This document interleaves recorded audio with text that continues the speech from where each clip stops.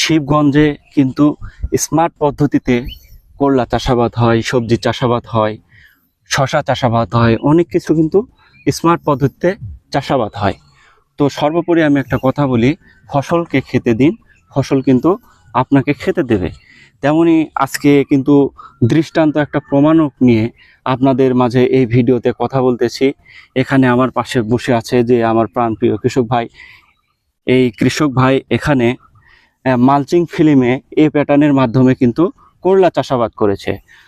আসসালামু আলাইকুম। ওয়ালাইকুম আসসালাম। আপনি কেমন আছেন? আলহামদুলিল্লাহ ভালো। তো আপনি এখানে কতদিন আগে করলা চাষাবাদ করেছেন? না, এই জমিটাতে শুরুতে আমি মালচিং করে এই পেটাঙ্গে শশা চাষ করছি।